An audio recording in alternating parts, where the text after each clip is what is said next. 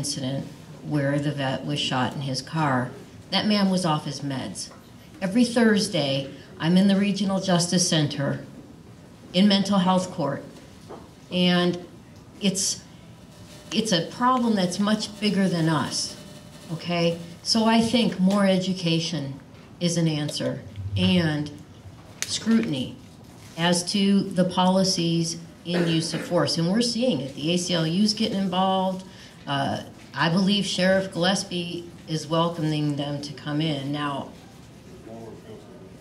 I don't know what his reasons are, but I'm glad that there is dialogue opening. It does need to be addressed.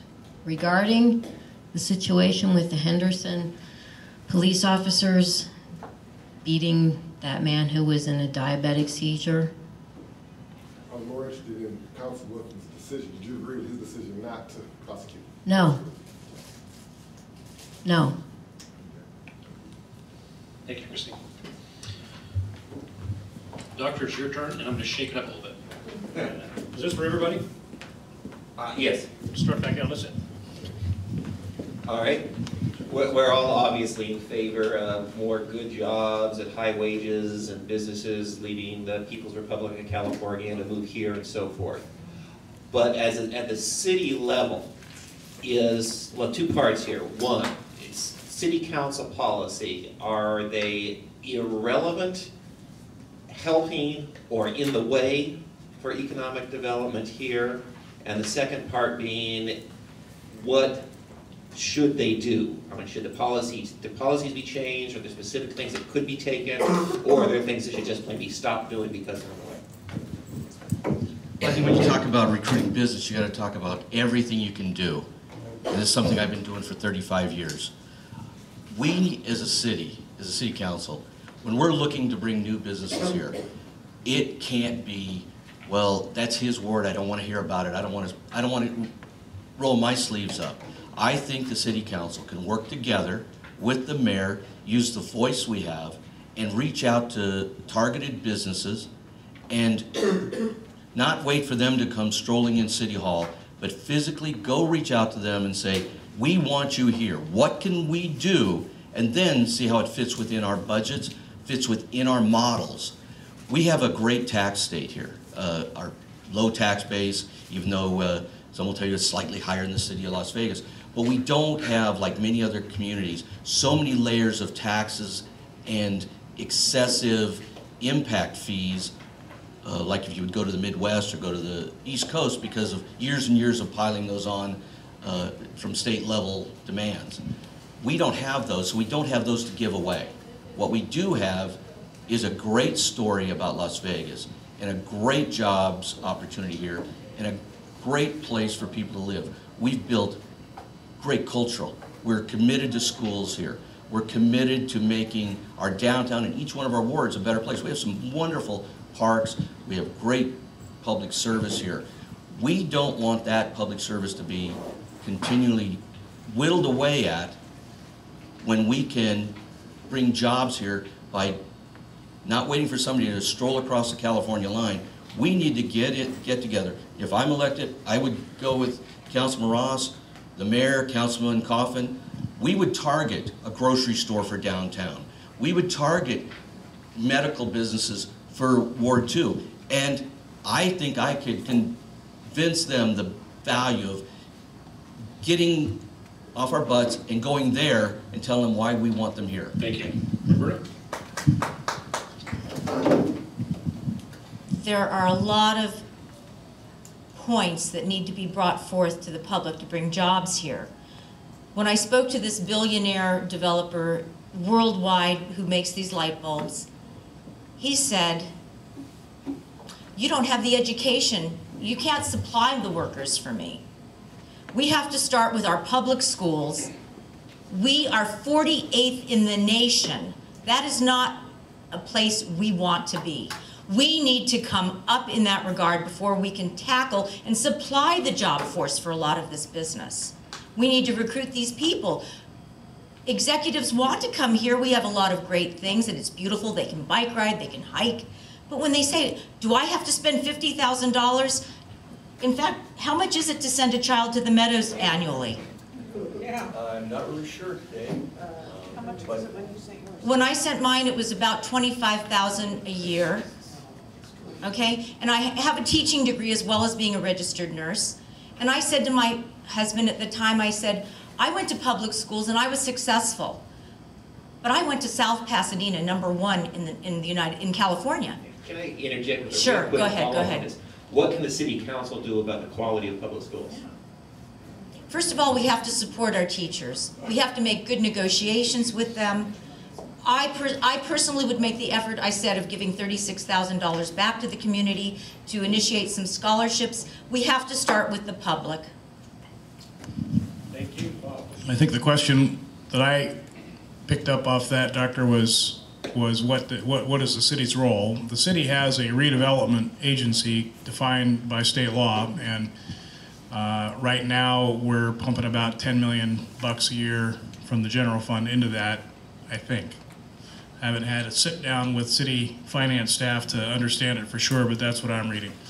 As councilman, I would advocate that rather than invest large blocks of money in a business that essentially was created by the government, such as the Mob Museum, it would make more sense to me to spread that money out and help out lots of businesses to encourage them to come. We're looking not at the nature of what they do, but the number of people that they employ and the wages, as you said.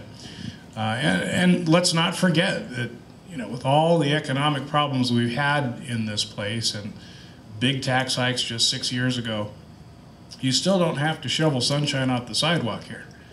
That is the sales point. That's what we have to tell those folks. So things like the moratorium on tavern taxes that was... Should be citywide.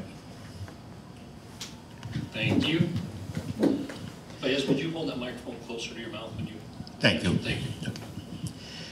You know, the city council position is, as far as the education is concerned, I don't think they have much control over what I understand the job descriptions. But as far as the job creating, they could. They could do. How? I'm sorry? How? That's what we're getting to. Exactly. Yeah, they could do, because they could create any ward. Like there's a, you know, Steve was on that city council. There's a 6 councilmen, 1 mayor. So 7 people, if they get together, work together, they could create a lot of excitement from each ward. They can develop, you know, the businesses. They can create all kind of, you know, but in their jurisdiction. But as far as the education and school, that's the, you know, the school district, the school board, that's their part. But job, I think they could. You mentioned about the travel. You know, those, if you open a neighborhood bar, you will create jobs, definitely. Giving them incentive to the businessman to come in, open a place, they will hire some more people. Yes, you can get the benefit in the long term for the tax and all that, so thank you. Thank you, Kristine. Well, I kind of go back to my opening in regard to economic redevelopment downtown and how that is going to, I think, with the Smith Center, draw more people here. Yeah, we have a low tax base, but we are still 48th in the country in education.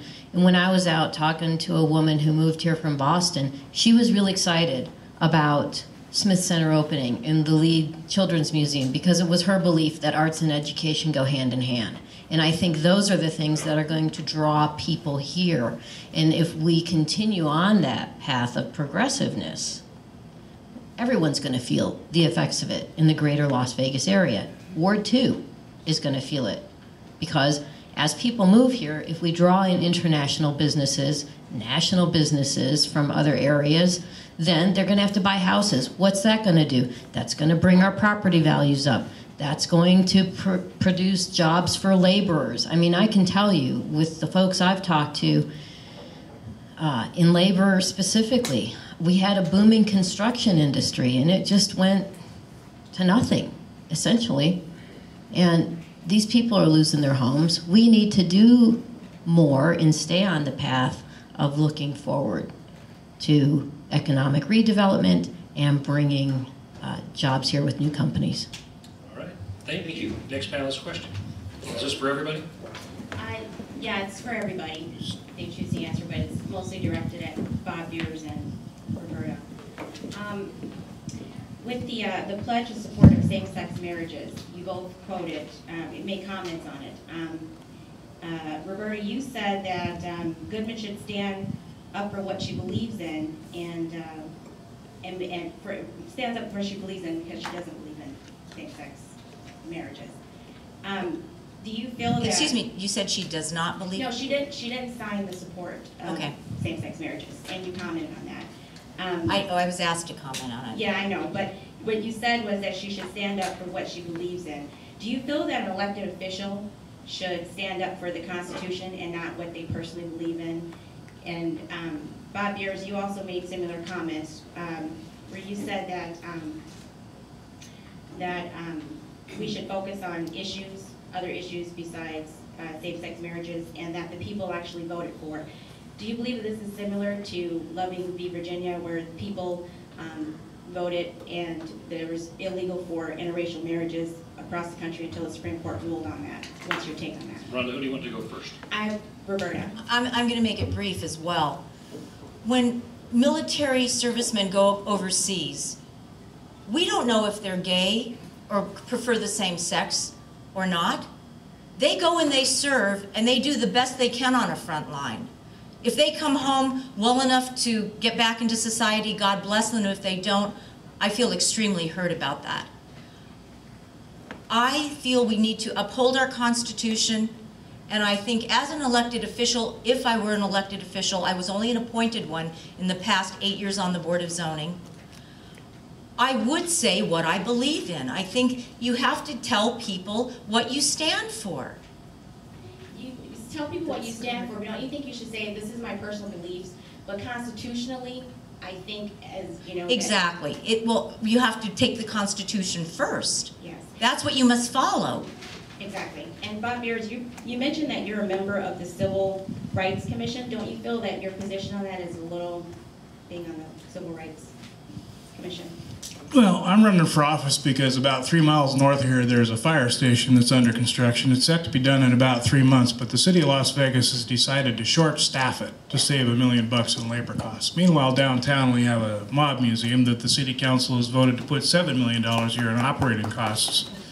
That's why I'm running. I'm not running to grandstand on issues that have not a thing to do with the operation of the city government where I live. But aren't some of your constituents in your city, would that affect them? And isn't it kind of like not taking a stance when you It will only affect constituents who don't understand what the business of the city of Las Vegas is and what the problems of the city of Las Vegas government are. When you say that there's nothing I can do about it, isn't that kind of not actually speaking up or saying how you feel about an issue? You're kind of hiding behind, well, we have nothing to do with that. You were actually a state legislator. How did you vote in the state legislature when the Constitution came to be amended about, the definition of same-sex marriages or definition of marriages? Were you in support of it or were you not in support of it? What's your position? I would like to, what's your position? I'm not running on that.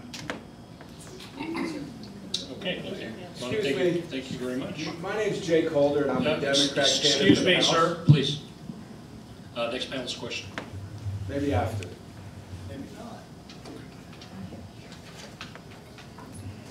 As a young voter, I know there is about 100,000 people in this ward. Only about 60,000 are registered to vote, and there's only about 40,000 active voters. What are you doing as candidates to reach out to our young people to go out to the polls to vote for your election? Kristine, Elizabeth, do you want everyone to answer that question? Yes. Okay. Start down there on Mr. Truesdell's hand. I think the best way you can get an outreach for all voters, and especially young voters, is try to explain to them the importance of this. Go to schools, go to public events, reach out to younger voters. We had an event just Thursday night. It was put together by very young voters, young professionals that are using their position in the community to mentor high school and students on to college. You have to support those kind of programs. You have to support the programs like the Children's Museum that's been mentioned many times that I sit on the founding board of. These are important things to let children know they have a voice in our community, and that voice is important. It goes beyond just a parent saying, please vote, because we do have a lot of people that don't vote. But we do need to reach out to young people and encourage them to vote and make sure they keep hearing from us to vote, participate in your community, participate in government service. I've always believed in government service. I've been a small businessman for years, and 35 plus years, and I've worked on the Scenic Byway Committee to improve the neon signage along Las Vegas Boulevard, a great nonprofit organization, and it ultimately became the Neon Museum, which is a great asset to our community.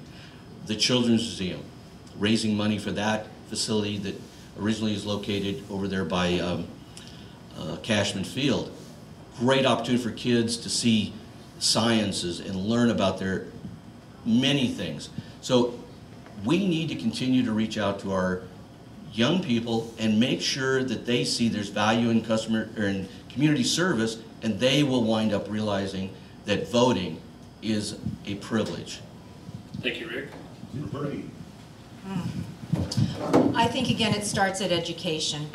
Young people are influenced by the home and by the school and peers.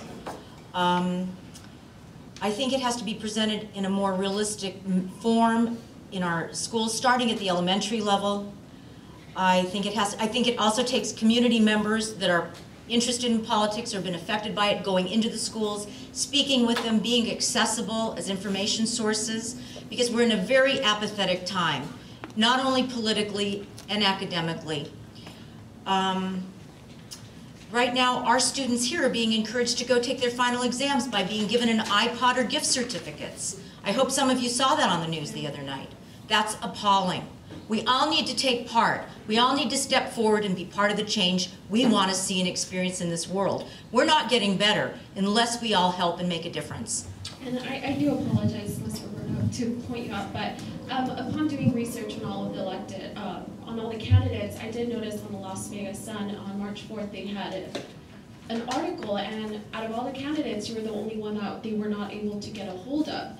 And that just goes back to accessibility. So right. my question is, what are you doing personally? Okay. Not what can be done, that's fine. but what everybody will be doing. And that was really disappointing because I wanted to get a view of what qualified everybody as a candidate, and I wasn't able to find that on your Not a problem. The reason I wasn't accessible is my answering machine was malfunctioning. It has been corrected. One of my friends who was trying to reach me as well called and told me. I did leave an email with the city. I could have been contacted by email. I check it every day, maybe twice a day or more. There was no attempt at that. The second part of your question was the... Well, my question was just, okay. I think it all starts in a local level. Yes, it so does. Okay, I've got it. Okay, I became active in the 90s because development was encroaching on my neighborhood. I became somewhat of an activist because during our peak growth nationally, I represented our neighborhood. I encouraged people to go to a city council meeting. To encourage people to do anything is difficult. I was successful in getting an entire community in Ward 1 involved and showing up and being the squeaky wheel.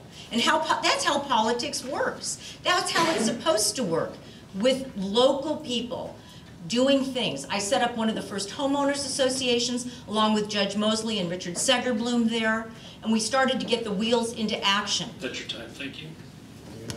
Well, I would take a final exam for an iPod. I'm sorry. I would. The wrong approach. I would commend you for being here. You barely are probably the youngest member of the audience and should be proud.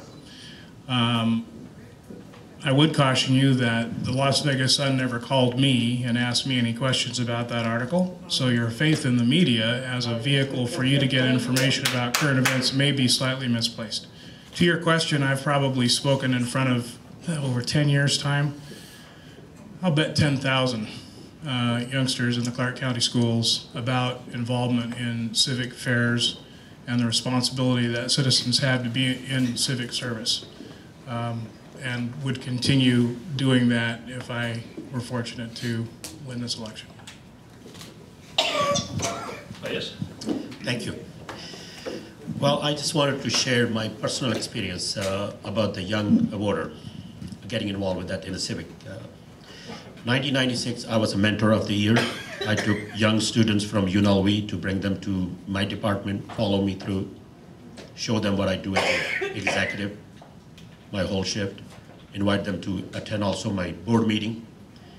Right now, in this time when I'm running for city council, I have an age 10 to all different age. The students are coming from 4th grade to from Palo Verde and all those from UNLV and community college. They're in my campaign, they're calling, they're going door to door, putting the flyers out, and they're excited. And I'm so proud of that, that they are looking up, that somebody calling them, inviting them to come and do these things so that way they can understand how our system works. Even they're talking to people who are not registered voter. I have this thick, the form with me so they can offer them. Say, please, if you didn't register voter, please do that. So I'm proud of that. So I hope I answered your question. Thank you. Thank you. And Kristine. Thank you. That's a good question. I'm really proud to say that in my community service with immigration, there's a program here that's a collaborative effort by an organization called Ya Es Hora, Mi Familia Vota, and the Human Rights Campaign. And what we do as lawyers and other community activists, it started in 2010 at the Hispanic Chamber of Commerce downtown. And we help people through the process of applying for U.S. citizenship. I'm not an immigration lawyer, but what I do was go through all the applications to make sure that they were in order, and then if we have questions, we had immigration lawyers there on hand to help us. I think this is great because we do have immigration issues, and to be able to assist folks in applying for U.S. citizenship was an honor. So I've been participating in that for the past 3 years since it's been going on, and it was just at the Rio Hotel a couple weeks ago. And I got an email from a young woman who found out I was running, and she said, I hope I can vote for you because I just got my U.S. citizenship. And when I'm in that room, there's a lot of young people. It's really encouraging. And I want to tell you, even though the organizations are mainly Hispanic, when I was there, we have people from the Philippines applying. We have people, there was a guy from France who was using the services there. So we're reaching out to raise the awareness. Additionally, when I decided to run, I spoke to a class at CSN that is a campaign class, and several of the people have volunteered to help me in my efforts. And there's also, I can't remember the name of it, at CSN there's a young politicians group. So more can be done, and I'm part of raising that awareness. Thank you. Thank you. Rick, did you get a chance to answer that question? Okay. Then we'll start back down on this end, and I just asked Mr. Sanson how long this will go, and then we'll go on as long as you guys have questions as panelists for veterans of politics. Okay. He just started. He's just fired up right now. Well, my name's Will Brown. I live here. Is this mic on? Is it on? My name's Will Brown. I live here in this ward, and I have two questions. The second one is a math question. I'm going to throw this out here first so you guys can think about it while I ask my first question. My second question is this. You have $100 to allocate, and the question concerns homelessness. Homelessness disproportionately affects people with substance abuse problems, mental illness, and veterans. I work downtown. Anyone who's ever been downtown knows there's a serious homeless problem down there.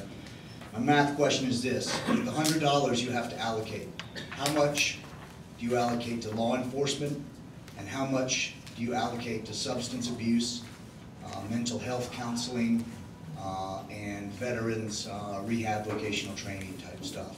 So how much do you allocate to the disease, and how much do you allocate to the cure? Tough question. To the symptom. Will, you want that for everybody? Yeah, everyone, and just let that percolate. I want to touch on the Mob Museum. And can you give me a little more slack As here? much as I'm able to pull. All right, this mob museum for me is emblematic of what I think is going on in this country right now. There's a huge divide between people who are elected to lead and the people they presumably lead. I feel like one reason people don't vote is they feel like it doesn't matter. And I feel like to a certain extent they're right. This mob museum for me is a perfect example. I feel like it's a fanciful $42 million gimmick. I do not think there's a whole lot of support for it in the city. I talked to a lot of people before I came here about this very issue. Not a single one of them was interested in going to it or was in favor of the city spending a single dollar. I think $7 million that's what it's going to cost. That's what you said? 42 million, but 7 in the first year, is that right? Per year. Oh, operate that costs. It's a lot. Now, Mr. Truesdell, I live here, so I got a lot of your campaign flyers, and this one reads, politicians aren't going to fix our economy. They're the ones who broke it in the first place. And then I got this one. With you, the current mayor, a politician, and the former mayor, also a politician. I think that first one was about me. So, my question is this. When the next mob museum idea comes up, and the residents of this ward don't think that any money should be spent on it, what kind of confidence can you give me and the residents who are here today that you're going to vote consistent with our wishes and not consistent with your longtime relationship between the governor and the the mayor and the former mayor? Okay, well, how do you want this answered? Do you want Mr. Truesdell to answer that question first, or do you Yeah, want to just start down and the then line? if we could just on down the line. What I want to know is what kind of confidence, what kind of assurances you can give us here today that you're going to represent us and not whatever vision happens to be being sold by the current administration. Mr. Truesdell. Well, I think it's a good question. When you look at Ward 2, look at the projects that I have voted for and against. When they wanted to build a 5-story office building that impacted the lake's quality of life, no one in that area wanted it. Developers were there, lined up with a whole handful of consultants. I argued successfully with the Planning Commission to get that project stopped. When other projects came through, 2 previous projects to the Tivoli Village came in, and the residents did not want that. I supported not having those projects built. I listened to the residents. I've been available to the residents. And when other projects have come out before issues in Ward 2, I've stood with them. When it comes to downtown, I've stood with creating an arts district, putting in countless hours, because that's what that area wanted. When John S. Park neighborhood wanted to set up an association, I sat on a panel at my own time to help them create their historic district. Same with Beverly Green, when they wanted their association to protect their community. I was there in the meetings, sitting with them hour after hour to make that. And then went on to the Planning Commission meeting and voiced those issues. Same with the historic Las Vegas Historic District around Old Las Vegas High School. I have been there on those projects. The Mob Museum is a project that I think could have been done better. We need private development to do our projects like that. Like the Metro facility, that was done by a private builder. The Smith Center was done with a public-private partnership. The fact is, we can always learn and do better. But my record has been stepping up and voting the issues of the neighbors. Your time, thank you, Rick. Roberta, your answer. I think we lived in a close neighborhood to one another at one time, did we not, Rick? I believe we did. I don't recall seeing you helping partake in developing the HOA there to protect the neighborhood. Roberta, if we can get to the question. Okay, well, my point is, I think it's a Excuse me, Roberta. Okay, no. Could you repeat the question? Could you repeat the question? Could you repeat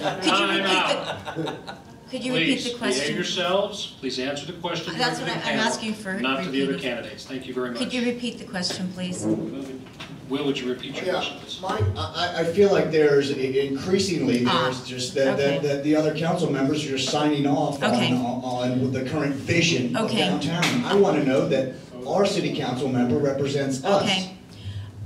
In the 90s, when I was on the Board of Zoning into 2000, I was not one of the good old boys. And I was put there because I was not anybody's best friend, not beholden to any financial benefactors. I would speak for what I believed in, and I represented the people. And I did my job. When I was on vacation in August for a couple of weeks, and the meeting fell during that period of time, I flew back on my own dollar to attend that meeting. I was there to be the independent thinker, to look at all sides of a project before making up my mind. My best friends weren't on that committee, and I vote independently. That's how we go forward. Thank you. Mr. Pearson. Well, I think where I'm at with this is I'm going to be opposed to the Mob Museum unless my condition is met. My condition is that right next door that they build a CPA museum.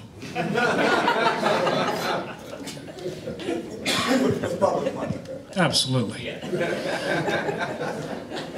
I guess the direct answer to your question, how can I be sure that you, candidate asking for my vote, will represent my wishes or not, is you can't be. You can't be. You're going to have to take a chance, or you're going to just decide to pass on voting. That's how it works. I think you can look at several of us who have records and draw some conclusions. Specific to the Mob Museum, I think all kidding aside, and if you're a reporter, that was kidding. I'm optimistic that the projections are correct and that this will actually make money, and that this $7 million is only going to be a very short-term subsidy, and in fact it will be paid back. I'll be watching it carefully. I'm somewhat suspicious. I'm concerned that the guy that they hired to do the projected attendance is the same guy that they hired to do the projection on the monorail. And I would have consistently voted against putting this Mob Museum in if I had been serving on the council through those years. Thank you. Mr. Roger. Thank you. Mr. Brown, answer your question. I just want to have a little bit more going into detail. You talk about the downtown. I was involved once in a while with my community to go down and bring the sandwiches, to bring the drinks to those homeless people that you're talking about. I'm a compassionate. I have a really compassion for those people. Your question was on that issue. I traveled to Singapore, opened a University of Las Vegas in 2006. I saw there was a system. They took the people who are involved with all kind of the drug, the homeless, all kind of people. They put them in a building. They have all kind of help to give them the drug, give them alcohol, give them all kind of things they needed. But they're inside. They're locked up. They're just like living in a high rise, like Truesdell, very similar to that. And I'm not trying to compare that, but just when I saw that system, I said, oh my God. And if I'm elected to a city council, I just want you to know that there could be a private enterprise to come in and put that kind of thing there, because I see that those people are suffering 110-degree temperature or 40 or 35-degree temperature in the wintertime. Answering that question, I have a compassion for that, because I understand that those people need a break. Mob Museum, I think that's, again, it's done deal. They put it there. That was Mr. Oscar Goodman's baby. He did that, and I think that's okay. But Las Vegas being 32 years, we are part of the mob, because people talk about it. Came from foreign country. People talk about it. So if they can come and spend the money in downtown and see the Mob Museum, I have no problem with that. Thank you. Wow, I got both answers in 2 minutes. Pretty good. Kristine? Yeah, that's my question. Don't time me yet, but are we coming back to the question, the math question? Good. So I'll answer the Mob Museum question. As your representative in Ward 2, what I would do is have kind of a town hall meeting on issues such as this to find out what you want and to hear. You may not want it, but 150 other people may. So I can give you my word that if you elect me and put me on city council, I will listen to you and I will represent what the constituents of Ward 2 want. And I ride a Harley Davidson and I'm tough when I need to be, okay? So, regarding the Mob Museum specifically, you know,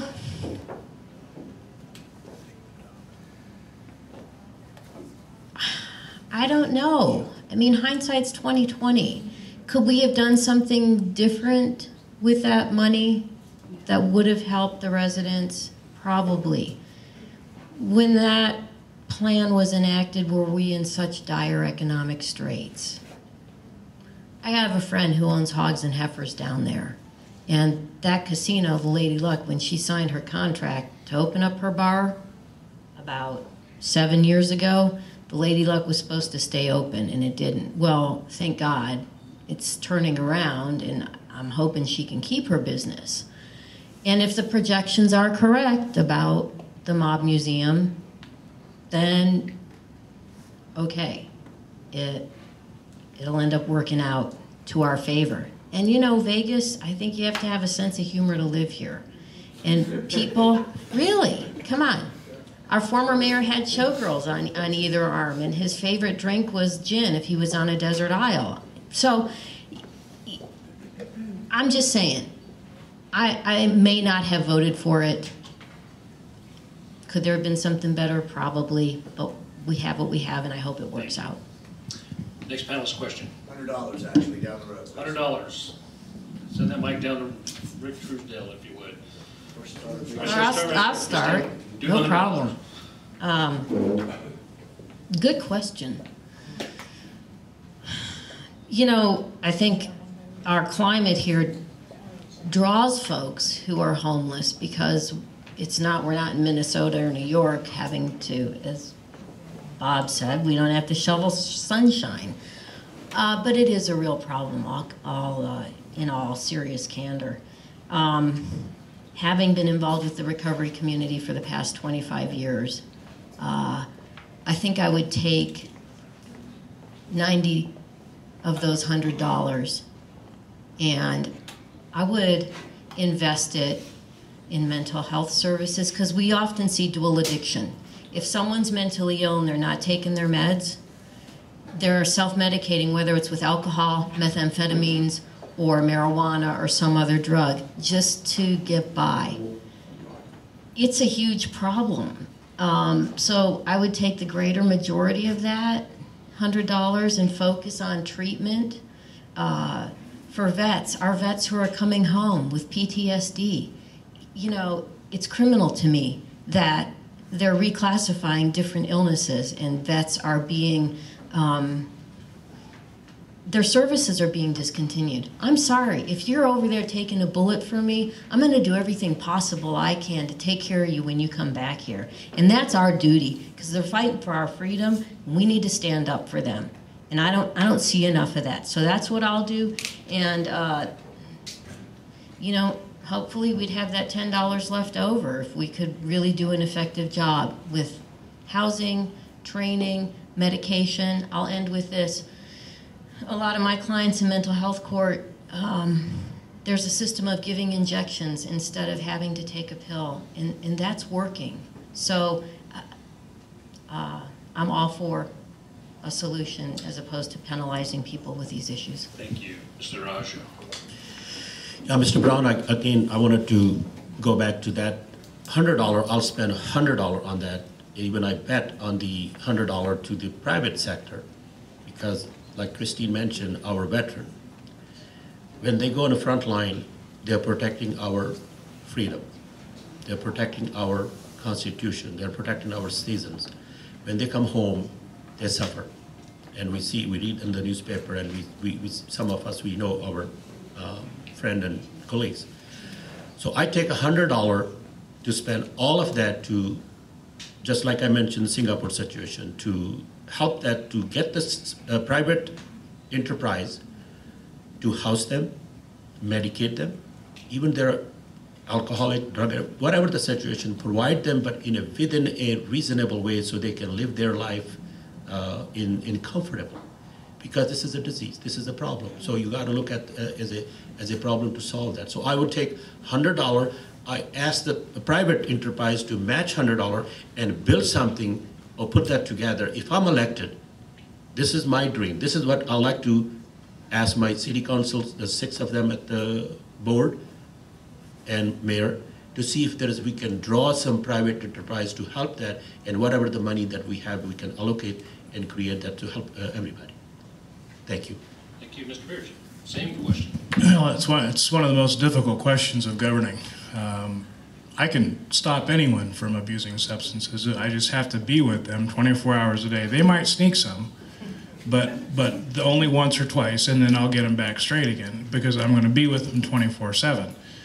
Now, I'm going to need more than $100 to do that, and I'm only going to be able to save one. Obviously, the point of it is that it's just such a difficult problem, and if your question is, you have $100, you have to fund the entire police department, including protecting us all from deliberate criminals, and the occasional harmful action of someone who's abused substances or mentally ill, the majority of that's going to go to law enforcement. Now, if it's surplus money, how do you spend it on substance abuse? Probably with a nonprofit entity, because I think the world is full of alcoholics that haven't had a drink for 20 years.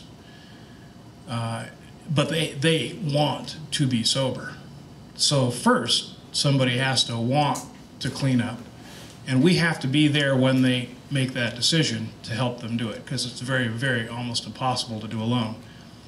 On the other hand, there's no limit to the resources you can spend getting someone who doesn't want to clean up to clean up.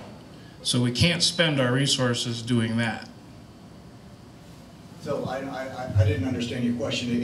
It's not so much a budgetary accounting question as it is just sort of a view of the world sort of question. So you have $100. How much goes to law enforcement and how much goes to prevention and treatment and rehab and training? $100, and you mean, I guess let me ask you to clarify. Does the police department already exist and now I have $100? Yes. Oh, then we put that into prevention and treatment. Thank you. Ms. Boyers. I agree, prevention and treatment. I have personal experience in this. I worked at Monte Vista Behavioral Hospital helping people withdraw. I worked with the homeless. I actually had a homeless man that I took in. I had a large enough property at the time, which I no longer have, but I brought him in for 3 years. He'd been in a facility on the East Coast as a youth because his parents were both alcoholics. And I understand that a lot of these people who have abuse problems, how do you put this? Let's see. They have abuse problems because they cannot mentally handle the schedule of their drugs. You cannot count on them to do that. So my $100 goes to the prevention and the treatment, but it's a very touchy situation because a large part of those people really need to be in a facility because they are not mentally stable. They can't stay on a drug schedule. If they can't stay on a drug schedule, they can be problematic in our society. They are a threat to us. They're not stable. And that's I've seen firsthand. Mr. Truesdell, $10. $100. Sorry. Let me give you a little background. That's not fair. I got more money? I come from a family. Both my mother and father were vets in World War II. My father-in-law was a vet in the Korean War. They both, all three of them, if you ask them what they wanted the most when they came home, they wanted respect and a job. And when I looked down to when I was in school, all of the friends that I had, upperclassmen, were returning veterans from Vietnam. They were not treated especially well. But when you asked them what they wanted a job. They wanted an opportunity to be part of a positive society. And I've always believed in giving back. I have a nephew that has served multiple tours in Iraq. He is truly a hero. by the government standard, and he's a phenomenal hero by my standard. And I ask him all the time, what needs to be done? How can we help the vets in every way we can? He goes, give them respect, give them a job, and help them, because the vets will help other vets. If you have a well-employed veterans, they know what, more so than I can tell you, the veterans know what they need to do to reach out to their buddies and help them. Now, when you talk about whether I'd spend $1 for treatment, when an item came before City Council or a planning commission several years ago, was to build a in-house care facility on West Charleston. At that time, it was part of Ward 2 before they redistricted everything. I took incredible heat for supporting that facility that was funded by the state. It was already there to provide counseling for mental health, medical. It's built today. It doesn't impact that neighborhood, and Las Vegas is better for it. I would like to see us take the monies that we can save through government, whether it be $1, $10, $500, whatever the number is, the monies we can save, and help make sure our vets have an opportunity. Thank you. So can you break down $100? 30 seconds. I think it's a difficult task to tell you what I would do with $100. I would, I could say I'll give $100 to treatment. That's not going to help. We need to build a system in our community to help our vets, and it's not going to be done by whether I put $10 into it or $20. No, but it's about allocating resources and priorities. That was Right. my question. And we do need to allocate resources, and we will allocate resources. If I'm on the city council, I will fight for tough questions how we allocate our dollars. Thanks, Rick. But this doesn't really fit that. Next question. I see Councilwoman Vermillion just ready with the microphone in her hand. I have a question for Bob Beers, but I'd like, if anybody else wants to answer it, please feel free to do so. I attended a debate that you had with Dr. Tom Riley about 10 years ago. It was a brown bag lunch when you were a state assemblyman. And your point of view was actually very accurate. You ended up being right, that our public employee retirement system was not going to be sustainable, hence a decade later. They say that the city of Las Vegas has approximately $7 million hole in their budget. Given your experience in the legislature and your projections at the time, which I find fascinating, how do you foresee filling that hole in the budget, or what would be your plans to help them make their ends meet? And anybody else who wants to answer? We'll start with Mr. Beers, and anyone else would like to answer that. I've been puzzling that very question over in my spare time for all 3 weeks of this campaign. And I don't know the answer yet because I don't know enough about the budget. I have been through the CAFR, which is the Combined Annual Financial Report, and I have several other pieces of literature that the city's made available on its website trying to understand the finances and what can be done.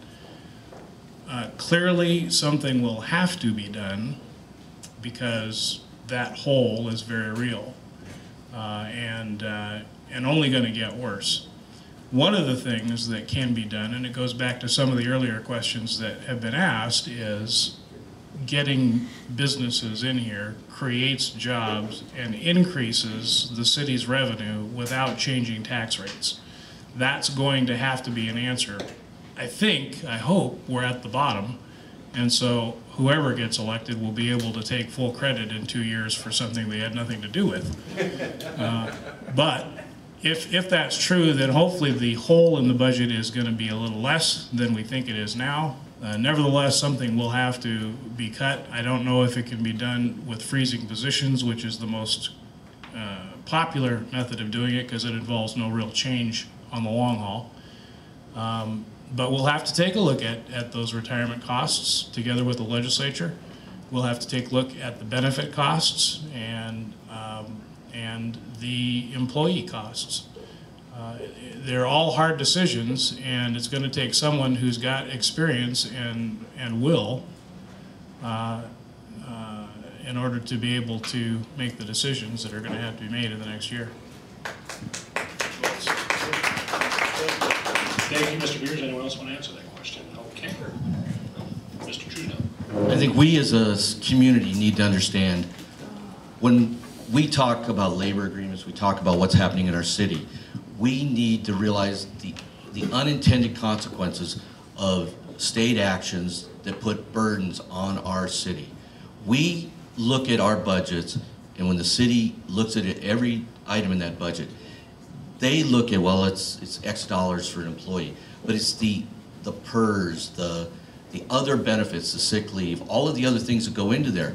And those are the things that we have been saddled with by decisions made at the state level, and we need the state to step up and make decisions that make it easier for cities to control their costs. We need our decisions made locally, and that way everyone in this room can come to a city council meeting, look their city council person in the face and say, what are you going to do today for our budget? And that council person and that city manager can say, this is what we're doing, and it gets there. Otherwise, a lot of things happen, and it's like a big shell game. It goes on to the state. We don't get the monies back here. So I encourage everybody here and everyone on this board, on this panel today, we need more involvement in City Hall. We need to go down there. I sit at planning commission meetings, I have for 10 years. I can honestly say I haven't seen a lot of residents of Ward 2 down there. I wanted them down there. I want them to speak up. The ones that do come have great voices.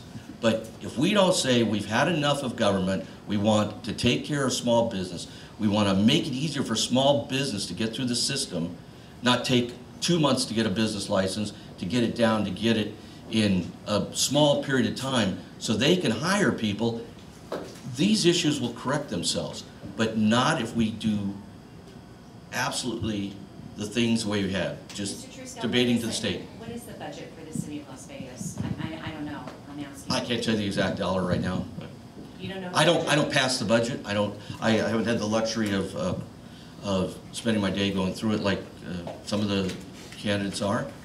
But what's the budget of Henderson today? $240 million. Good deal.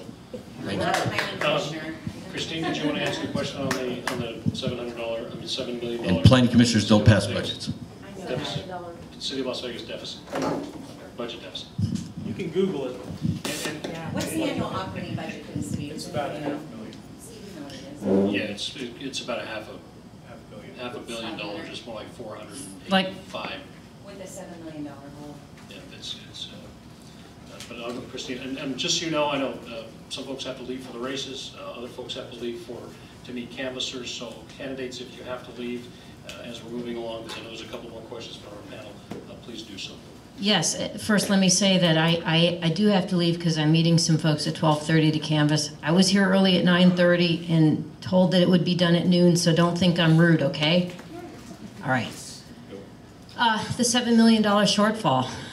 Yeah, that's an issue, and we have to look at ways of dealing with it. Now, I will tell you, having gone over the budget, I see that in the past 4 years, the city of Las Vegas and the manager, Betsy Fretwell, have done a pretty darn good job with the shortfalls that they have met. For example, when positions go vacant, they may not be refilling them.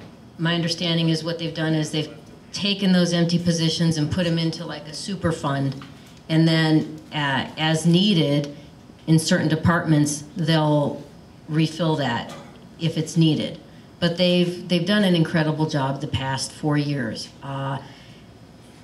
People in the PERS system have increased their participation in PERS in the past couple of years, and there haven't been cost of living raises for a lot of folks. I'm a lawyer in the public defender's office. We haven't had cost of living raises in 4 years. Our contribution has gone up. And I don't mind doing that. I mean, it's tough out there. I'm grateful to have a job. I want to help my neighbors. And I think that part of plugging that $7 million shortfall is going to be remedied in great measure by the continued economic redevelopment. And the county manager, Don Burnett, just said that they saved $43 million in wages over the past year by not filling vacancies. So I think we are coming out of this really bad recession here. And I'm looking forward to that continuing on. Perfect timing. Raj, did you want And to I answer just this one? wanted to apologize that I have a commitment to go to, so if you don't mind, I can leave the... Yeah, any candidates that have to go, Thank you. please do so. I know there's a couple more questions. Karen, you want to? My question was actually for Raja, if you have a minute. Raj, you got 2 seconds? You got 2 minutes, Raj? Yes, I can spare that, that's fine. Yeah, go ahead. You graduated from the Las Vegas Citizens Police Academy in 1992. Yes, ma'am. You served on the Use of Force Review Board from what year to what year? Since 2009, I'm still on that. You're still on the force? Yes. Because the reports that I have said that you served on the Use of Force Review Board, but you're currently on the Las Vegas Police Citizens Review Board, which are two different boards. Yeah, what happened, the 2009, when I was appointed to the Citizen Review Board, there was a possibility they were going to eliminate last year, December, that program. But they didn't, so I'm still on. Matter of fact, 29th of this month, they have another issue they wanted me to be on, so I'm still on that. But at the same time, I got appointed to Citizen Review Board from January on also to this year. So you serve on both boards currently? Both boards, yes. Okay. Both of these boards are notorious for finding police justified in their officer-involved killings. And I use the word killings. The Clark County Coroner's Jury has found police actions criminally negligent in only one case in 1976. The the Use of Force Review Board finds in favor of officers in 97% of the cases it reviews, and no outside agency beyond the Citizens Review Board monitors police policy or actions. The department isn't answerable to anybody but itself, basically. So I would like to know from you, how is this serving citizens of Las Vegas when this is clearly no justice for citizens with such a biased finding on the review boards? And with somebody with so much experience, you can speak personally about this. Yes, I could, and what I wanted to share that what my experience has been since 2009. Previously I'm not aware of because those cases, but those cases came in front of us. We have about 25 board members, and each one there's between 4 and 5. They come in and they listen. They understand the case, and then they review the case, and then listen to the police officer. Those are involved with the use force.